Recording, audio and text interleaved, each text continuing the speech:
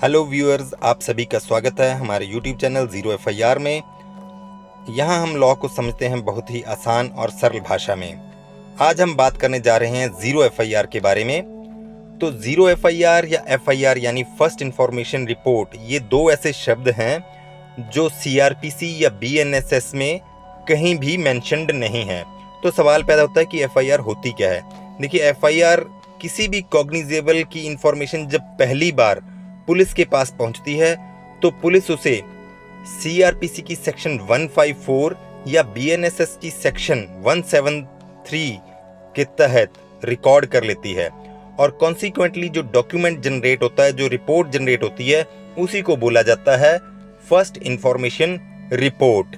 ठीक है, अब बात आती है कि ज़ीरो एफआईआर क्या है। तो ज़ीरो एफआईआर 2012-13 तक कभी भी ये कंसेप्ट जो है ज़्यादा नहीं सुनने को मिलता था। और जब 2012 में दिल्ली गैंग रेप हुआ, उसके बाद जस्टिस वर्मा कमेटी गठित की गई थी, तो वहां हिंट मिलता है ज़ीरो एफआईआर का फर्स्ट टाइम। लेकिन क्लियरली ज़ीरो एफआईआर फ्रेज वहां भी उनकी रिपोर्ट में भी कहीं नहीं आया है। उन्होंने यहाँ पर बोला था कि जो पुलिस के पास जब भी कॉग्निजेबल ऑफेंस की कोई इंफॉर्मेशन जाए तो पुलिस को ज्यूरिसडिक्शन को ध्यान में ना रखते हुए जो है एफआईआर रजिस्टर करनी चाहिए। ठीक है जी, वहाँ इतना ही बोला गया था। ज़ीरो एफआईआर वहाँ भी क्लियरली नहीं बोला गया था। उसके उपरांत 2013 में एमएचए की एक एडवाइजरी इशू हुई थी सभी स्टेट्स को और यूटीज को। उसमें क्लियरली लिखा गया था कि जब कभी भी किसी पुलिस स्टेशन में किसी कॉग्निजेबल ऑफेंस की इंफॉर्मेशन आती है तो पुलिस को इररिस्पेक्टिव ऑफ ज्यूरिसडिक्शन वो एफआईआर रजिस्टर करनी चाहिए उस कॉग्निजेबल ऑफेंस में, और उसको एक 0 नंबर दे देना चाहिए अगर वो उनकी ज्यूरिसडिक्शन में फॉल नहीं होता है ऑफेंस। और वो जो है फिर उसके बाद ज़ीरो एफआईआर रजिस्टर करके संबंधित पुलिस स्टेशन को एफआईआर आगामी कार्रवाई के लिए, इन्वेस्टिगेशन के लिए भेज दें। तो इस तरह से इवॉल्व हुआ था ज़ीरो एफआईआर का कंसेप्ट 12-13 में। ठीक है जी, उसके बाद भी जो है आज की डेट की अगर बात करें तो काफ़ी चेंजेस हो चुके हैं।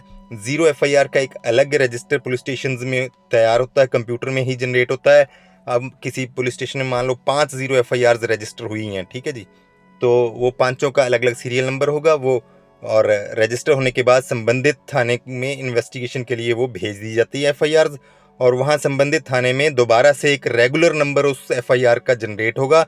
रेगुलर एफआईआर एक रजिस्टर होगी। तो ज़ीरो एफआईआर का कंसेप्ट इसलिए लाया गया था ताकि जो न्याय मिलने में देरी ना हो, सबूत किसी तरह से नष्ट ना हो और पीड़ित को जल्द से जल्द जो है राहत मिल सके। ठीक है जी, इसके पीछे आप ऐसे समझ सकते हैं कि मान लीजिए कोई महिला है, उसके साथ कोई छेड़छाड़ होती है कहीं पर, ठीक है जी, मान लीजिए दिल्ली में छेड़छाड़ होती है, कहीं और जगह होती है, तो वहाँ वो है कंफर्टेबल नहीं है एफआईआर दर्ज करवाने में, या वो डर गई है वहाँ से, फिर वो चली जाती है अपने घर, वहाँ से 100 किलोमीटर 200 किलोमीटर दूर कहीं भी, ठीक है, उसी राज्य में या कहीं और दूसरे राज्य में, ठीक है, और वहाँ पर जाकर वो लेडी जो है छेड़छाड़ की या इस तरह से कोई भी सेक्सुअल ऑफेंस हुआ है उसकी रजिस्टर करवा सकती है एफआईआर। तो इस तरह से बहुत सारे एग्जांपल हो सकते हैं ज़ीरो एफआईआर के।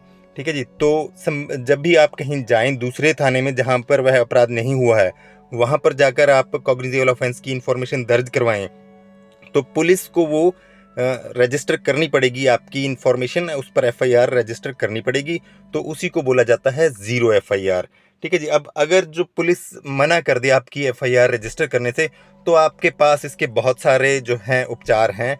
जैसे कि आप मैजिस्ट्रेट से ऑर्डर ला सकते हैं पुलिस के लिए कि एफआईआर रजिस्टर की जाए, या बहुत सारे ऐसे ऑफेंसेस हैं जैसे रेप वगैरह, तो उसमें अगर पुलिस वाले एफआईआर रजिस्टर नहीं करते तो उल्टा पुलिस वालों के खिलाफ भी एफआईआर रजिस्टर हो सकती है। इसी तरह से आप जो हैं इसमें कंटेम्प्ट ऑफ कोर्ट की प्रोसीडिंग्स भी ला सकते हैं पुलिस के खिलाफ। तो बहुत सारी जो है आपके पास उपाय हैं अगर पुलिस आपकी एफआईआर रजिस्टर नहीं करती है। उम्मीद है आपको आज के इस वीडियो में ज़ीरो एफआईआर का कंसेप्ट समझ आया होगा। अगर आपको वीडियो अच्छा लगा हो तो आप वीडियो को लाइक ज़रूर करें और सब्सक्राइब करें हमारे यूट्यूब चैनल ज़ीरो एफआईआर को, और शेयर करें हमारे वीडियो को। धन्यवाद।